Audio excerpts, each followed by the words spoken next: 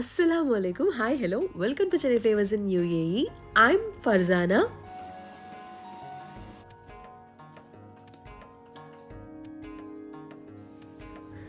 நீங்கள் எல்லோரும் ரொம்ப நல்லா இருப்பீங்க அப்படின்னு நம்புகிறேன். நாங்களும் அல்ஹம்துலில்லாஹ் நல்லா இருக்கோம்.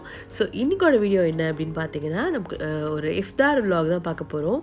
நான் என்ன ப்ரிப்பேர் பண்ணேன் அப்படின்றத உங்களுக்கு காமிச்சிருக்கேன். ரொம்ப சிம்பிளான ஒரு ப்ரிப்பரேஷன் தான், பட் பண்ணி பாருங்கள் நல்லாயிருக்கும். ஸோ எங்களுக்கு வந்து இது ஆல்மோஸ்ட் லைக் 5th நோம்புன்னு நினைக்கிறேன். உங்களுக்குலாம் 4th இருக்கும் அப்படின்னு நம்புகிறேன். ஓகே, உங்களுக்குலாம் எப்படி ரமதான் போயிட்டுருக்கு அப்படின்னு சொல்லிட்டு எனக்கு சொல்லுங்கள். ஸோ இன்றைக்கோட வீடியோவை பார்க்கலாம்.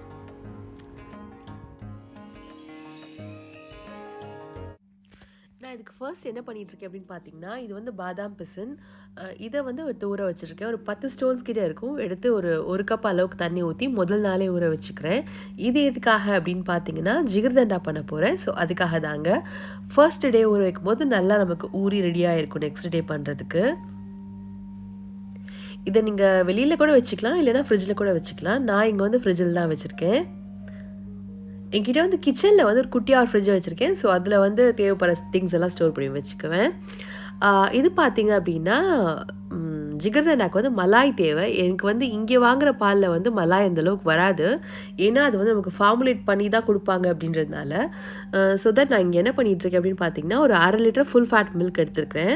அது கூடவே ஒரு 2 ஸ்பூன் அளவுக்கு மில்க் பவுடர் சேர்த்துட்டு நல்லா கொதிக்க வச்சுக்கோங்க. இந்த மாதிரி ஃபர்ஸ்ட் வந்து ஒரு லேயர் வரும். இவ்வளோ தான் மேக்ஸிமம் இங்கெல்லாம் பாலேடே வரும். அதுக்கு மேலே அந்தளவுக்கு வராது. ஸோ அதனால் வந்து என்ன பண்ண போகிறேன் அப்படின்னா, கொஞ்சமாக சுகர் சேர்த்துட்டு ஒரு 2 ஸ்பூன் அளவுக்கு சுகர் சேர்த்துட்டு இந்த மாதிரி பால்கோவா மாதிரி நல்லா திரட்டி எடுத்துக்கோங்க. இதை வந்து மலாய் மாதிரி யூஸ் பண்ணிக்கலாம். இது பார்த்திங்கன்னா, இங்கே கிடைக்கிற ஆப்பிள் ஈரான் ஆப்பிள்ஸ் ரொம்ப டேஸ்டியாக இருக்கும். நம்ம ஊர் காஷ்மீர் ஆப்பிள் மாதிரியே இருக்கும். இது பார்த்திங்கன்னா நல்லா மாவு மாதிரி.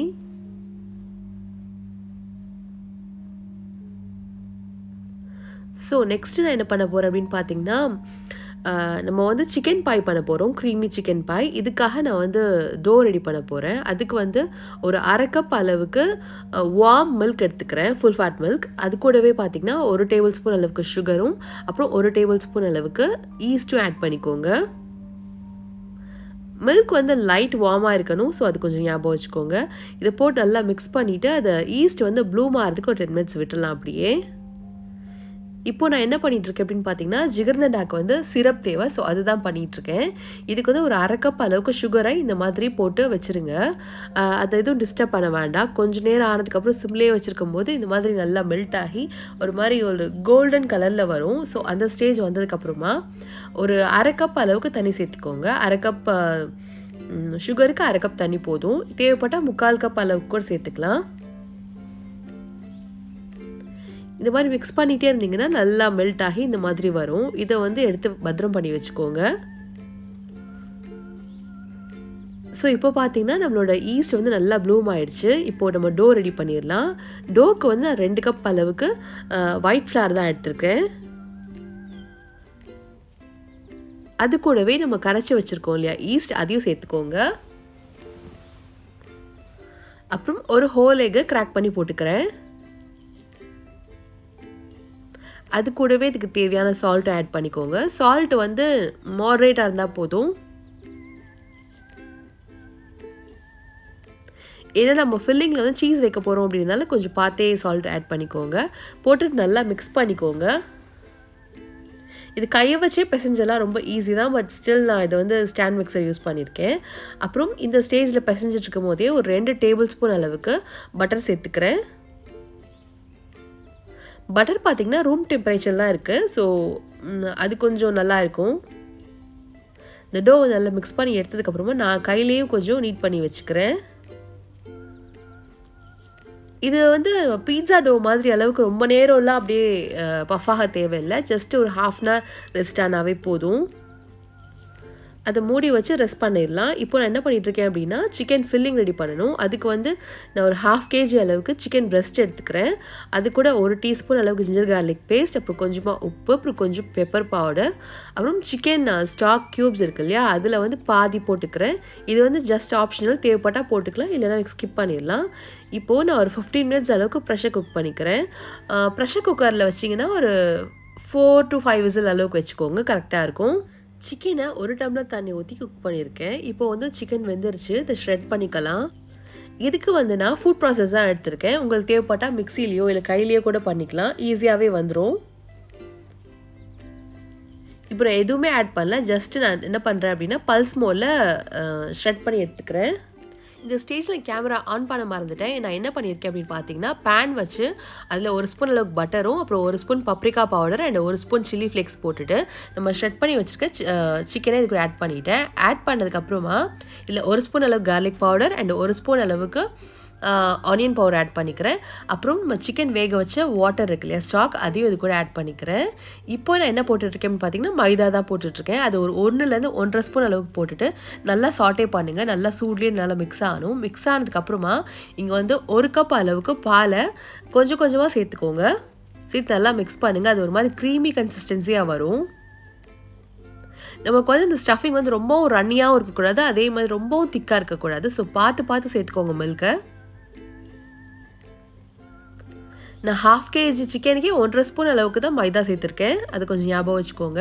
ஸோ 1 கப் அளவுக்கு மில்க் சேர்த்துக்கிறேன். அப்புறம் இங்கே பார்த்தீங்கன்னா கார்ன்ஸ் கொஞ்சம் பாயில் பண்ணதை ஆட் பண்ணிக்கிறேன். இப்போ போட்டுட்டு பார்த்தீங்கன்னா 1 ஸ்பூன் அளவுக்கு பெப்பர் பவுடர் ஆட் பண்ணிக்கிறேன். சால்ட்டும் போட்டிருக்கேன். ஸோ அது உங்களுக்கு மிஸ் ஆயிடுச்சா என்னன்னு சரியாக தெரியல. இந்த ஃபில்லிங்கை நீங்கள் முதல் நாள் நைட்டே பண்ணிட்டீங்கன்னா உங்களுக்கு உப்பு காரம்னு செக் பண்ணுறதுக்கு ஈஸியாக இருக்கும். உங்களுக்கு நெக்ஸ்ட்டு இஃப்தாருக்கு செய்யறதுக்கும் ஈஸியாக இருக்கும்.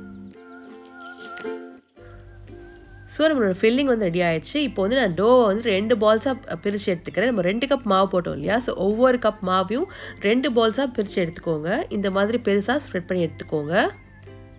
இப்போது நம்ம பேக் பண்ண போகிற ட்ரேயில் நான் ஒரு பார்ச்மெண்ட் ஷீட் போட்டிருக்கேன். கையை வச்சு ஸ்ப்ரெட் பண்ணாவே ஈஸியாக வரும், ஏன்னா நம்ம வந்து ஈஸ்ட் போட்டிருக்கோம் அப்படின்றதுனால அதில் ஒரு ஸ்ட்ரெச்சபிலிட்டி ஆட்டோமேட்டிக்காகவே இருக்கும். இப்போது நம்ம ஃபில்லிங்கை வந்து இது உள்ளே ஸ்டஃப் பண்ணிக்கலாம். நல்லா திக் லேயராக ஸ்டஃப் பண்ணிக்கோங்க. சைட்ஸில் வந்து ஒரு 1/2 இன்ச் அளவுக்கு மட்டும் சுற்றி விட்டுருங்க. அது வந்து நமக்கு சீல் பண்ணுறதுக்கு யூஸ் ஆகும் அப்படின்றதுனால. இப்போ பாருங்கள், நல்லாவே சிக்கன் ஸ்டஃபாக நான் ஃபில் பண்ணிட்டேன். இதுக்கு மேலே வந்து நான் மொசரேலா சீஸ் தான் வைக்க போகிறேன். உங்களுக்கு தேவைப்பட்டால் செடார் கூட வச்சுக்கலாம். மொசரேலா வைக்கும்போது உங்களுக்கு வந்து அந்த ஸ்ட்ரெச்சியாக வர்றது வந்து கொஞ்சம் நல்லாயிருக்கும். ஆல்மோஸ்ட் லைக் பார்த்தீங்கன்னா ஒரு 150 கிராம்ஸ் ஆஃப் மொசரேலா சீஸ் நீங்கள் ஆட் பண்ணிக்கிறேன்.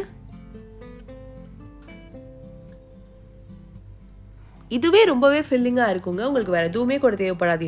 இஃப்தார் டைமில் கிட்ஸுமே விரும்பி சாப்பிடுவாங்க, நமக்குமே ரொம்ப பிடிக்கும். ஸோ இப்போ வந்து மேலே நமக்கு வந்து அதை கவர் பண்ணுறதுக்காக ஒரு லேயர் வந்து நான் ரெடி பண்ணிகிட்ருக்கேன். இந்த பால்ஸ் நல்லா ஸ்ட்ரெச் பண்ணி எடுத்துகிட்டு இது வந்து நம்ம கீழே வச்ச லேயரை விட கொஞ்சம் பெருசாக இருக்க மாதிரி பார்த்துக்கோங்க.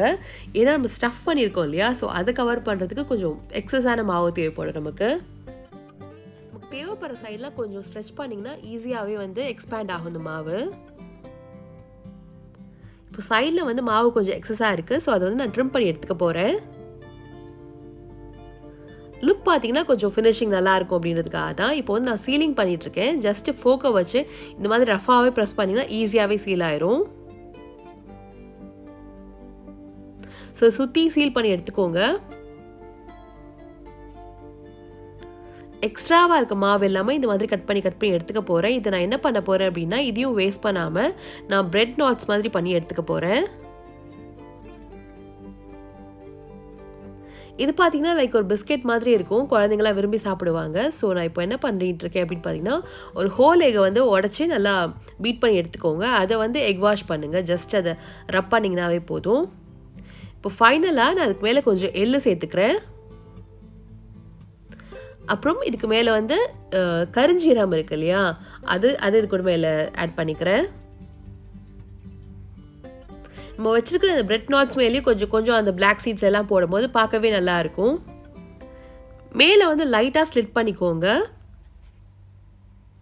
ரஃபாக உங்களுக்கு வந்து என்ன டிசைன்ஸ் வேணுமோ அந்த மாதிரி பண்ணிக்கலாம். இந்த மாதிரி தான் பண்ணணும் அப்படின்ற அவசியம் கிடையாது. இதுக்கு முன்னாடியே பார்த்தீங்கன்னா அவனை வந்து நான் ப்ரீஹீட் பண்ணி வச்சுட்டேன். ஒரு 190 டிகிரியில் 10 மினிட்ஸ் அளவுக்கு ப்ரீஹீட் பண்ணிட்டேன். இதிலேயே வச்சு நான் இப்போ குக் பண்ண போகிறேன். நான் பேக்கிங் மோடை ஆன் பண்ணிவிட்டு ஒரு 35 மினிட்ஸ் அளவுக்கு வச்சேன். பர்ஃபெக்டாக இருந்தது என்னோட அவனுக்கு.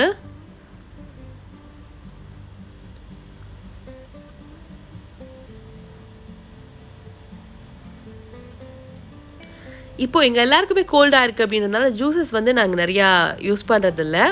அதனால் கட் ஃப்ரூட்ஸ் தான் விற்கிறேன். நிறையா மில்க் மெய்டு இந்த மாதிரி கூட நான் யூஸ் பண்ணுறதில்ல இப்போதைக்கு. ஏன்னா சுகர் வந்து அக்ரவேட் ஆகுமோ அப்படின்னு ஒரு டவுட் இருக்குது. ஸோ அதனால தான் இங்கே கட் ஃப்ரூட்ஸ்க்கு வந்து நான் பார்த்தீங்கன்னா நான் ஆப்பிள்ஸ் எடுத்துக்கிறேன், அப்புறம் பியர்ஸ் எடுத்துக்கிறேன், அப்புறம் வந்து ஆரஞ்சு எடுத்துக்கிறேன்.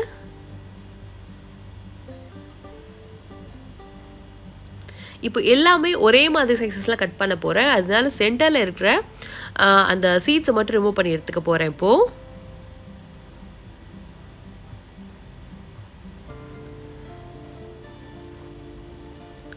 இந்த மாதிரி ஒரு சைட்ஸில் கட் பண்ணி எடுத்துக்கோங்க. எனக்கு வந்து அப்படி அப்படியே வைக்கும் போது பார்க்க ரொம்ப அழகாக இருக்கும். அது மட்டும் இல்லாமல் அந்த டார்க் ஆகிறத வந்து ப்ரிவெண்ட் பண்ணும். ஃப்ரூட்ஸ் எல்லாம் முன்னாடி நறுக்கி வச்சுட்டு ஒரு மாதிரி கருப்பாகும் இல்லையா? ஸோ அது சொல்லிட்டு இருக்கேன். இதை எப்படி அரேஞ்ச் பண்ணியிருக்கேன்னு கூட பாருங்கள். இப்படியே இருந்ததுன்னா நமக்கு எடுக்கிறதுக்கும் ஈஸியாக இருக்கும். ஃப்ரூட்ஸ் வந்து அந்தளவுக்கு சீக்கிரம் கருப்பாகாது. லாஸ்ட் இயரே வந்து கஸ்டர்ட் ஃப்ரூட் பண்ணியிருக்கேன், அப்புறம் வந்து ஃப்ரூட் சாலட் பண்ணியிருக்கேன். ஸோ லாஸ்ட் இயர் ரமதான் 2022ன்னு இருக்கும்னு நினைக்கிறேன் பிளேலிஸ்ட். ஸோ செக் பண்ணி பாருங்கள். அதுலேயுமே கூட நம்ம நிறைய நல்ல நல்ல ரெசிபீஸ் போட்டிருக்கோம். இப்போது நான் என்ன பண்ணிகிட்ருக்கேன் அப்படின்னு பார்த்தீங்கன்னா ஜிகர்தண்டா பண்ண போகிறேன். இது யூஸ்வலி சில்டு மில்க்லாம் பண்ணணும். பட் வந்து எங்கள் வீட்டில் எல்லாருக்குமே கோல்டாக இருக்கிறதுனால நான் சில் மில்க் வச்சு பண்ணலை. நார்மல் மில்க் ரூம் டெம்பரேச்சரில் வச்சு தான் பண்ணிகிட்ருக்கேன். ஸோ நான் பால் நல்லா வந்து திக்காக காய்ச்சி எடுத்துக்கிறேன். ஒரு லிட்டர் பாலை வந்து 1/2 லிட்டர் ஆற அளவுக்கு நல்லா காய்ச்சி எடுத்துட்டேன். அதுலேயும் எனக்கு கொஞ்சம் மலாய் கிடச்சிது. ஸோ அதையும் இது கூட போட்டுட்டு அப்புறம் நம்ம வச்சுருக்கோம் இல்லையா ஒரு சிரப்பு, அதையும் இது கூட ஆட் பண்ணிக்கோங்க. ஆட் பண்ணும் போதே பார்த்திங்கன்னா நமக்கு வந்து ஜிகர்தண்டாவோட கலரில் வந்துடும். இது பார்த்திங்கன்னா நம்ம முன்னாடியே பண்ணி வச்ச பாதாம் பிசின் வந்து ரெடியாக இருக்குது. இதில் வந்து 3லேருந்து 4 ஸ்பூன் அளவுக்கு மிக்ஸ் பண்ணிக்கோங்க உங்களுக்கு தேவைப்படுற அளவுக்கு. சுகர் எதுவும் தேவைப்படாது, ஏன்னா நம்ம சுகர் சிரப் ஊற்றிருக்கோம் அப்படின்றதுனால. இது பார்த்திங்கன்னா நன்னாரி சிரப் ஊற்றிக்கிறேன். இது வந்து நல்ல ஒரு வாசனை தரும். அது மட்டும் இல்லாமல் டேஸ்ட்டுமே கொஞ்சம் டிஃப்ரெண்ட்டாக நல்லாயிருக்கும்.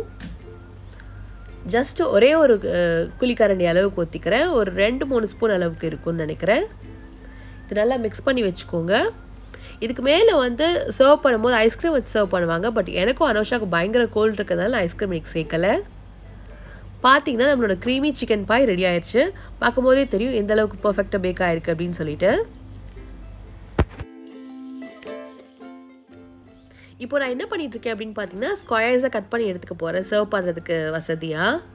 இப்போ பாருங்கள் ஃபில்லிங் எவ்வளோ க்ரீமியாக இருக்குதுன்னு பாருங்கள். நல்லா சீஸி அண்ட் டேஸ்டியாக இருக்கும். ட்ரை பண்ணி பாருங்கள். ஸோ இந்த பிளேட் வந்து என்னோட நெய்பர் வீட்டுக்கு கொடுக்கறதுக்காக எடுத்து வச்சுருக்கேன்.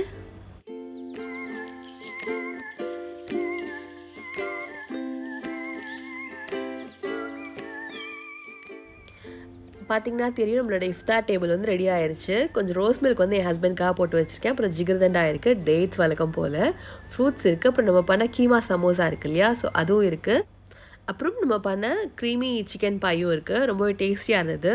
நீங்களும் வந்து ட்ரை பண்ணி பாருங்கள்.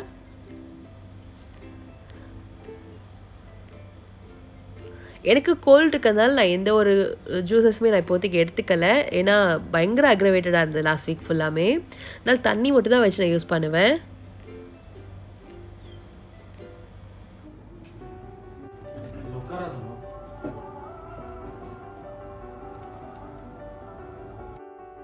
மேக்ஸிமம் பார்த்தீங்கன்னா கிச்சனில் வேலை செய்கிறது மட்டும்தான் நானாக இருப்பேன். டேபிள் ஆர்கனைஸ் பண்ணுறது, அரேஞ்ச் பண்ணுறது எல்லாமே மைஷா என் ஹஸ்பண்ட் தான் பண்ணுவாங்க. சம்டைம்ஸ் 2 பேரும் சேர்ந்து கூட பண்ணுவாங்க. அல்ஹம்துலில்லாஹ். ஸோ அது எனக்கு ஒரு ஹாப்பினஸ். ஏன்னா நமக்கு சர்வ் பண்ணுறது எல்லாமே நம்ம பண்ணுறது கஷ்டம் இல்லையா? ஸோ அவங்களும் எனக்கு நல்லாவே ஹெல்ப் பண்ணுவாங்க. உங்கள் வீட்டில் எப்படின்னு சொல்லுங்கள் எனக்கு.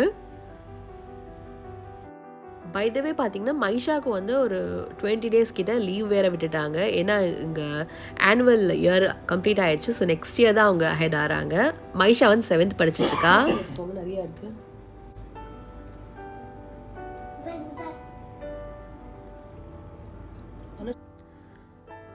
அப்புறம் பார்த்தீங்கன்னா என்னோடய ஹஸ்பண்ட்க்கு வந்து இங்கெல்லாம் ரமதான் டைமில் வந்து டைமிங் மாறிடும்.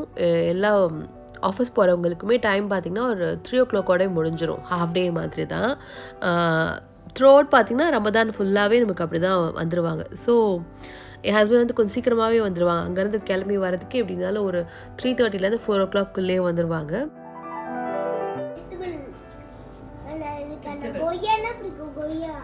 அது கொய்யா பியாஸ் நல்லா சாப்பிடு.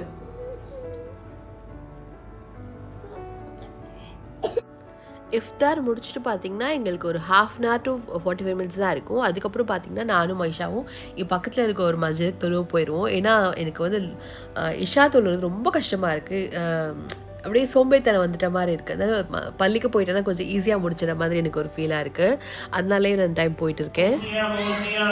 اللهم كما بلغتنا شهر الصيام فاجعل عامه علينا وعلى المسلمين من أبرك الأعوام وأيامه من أسعد الأيام يا رب العالمين. இங்கே பார்த்தீங்கன்னா 10+1 மாதிரி தொழு வைப்பாங்க. 10 ரக்காயத்து கிட்ட தராவி மாதிரியும் அப்புறம் 1 ரக்காயத்து வந்து வித்ரவும் தொழு வைப்பாங்க. ஸோ எங்களுக்கு வந்து எல்லாம் சேர்த்து ஒரு லைக் ஒரு 15 ரக்காயத்து தான் வரும். ஈஸியாகவே முடிஞ்சிடும் ஒரு 1 ஹவருக்குள்ளே.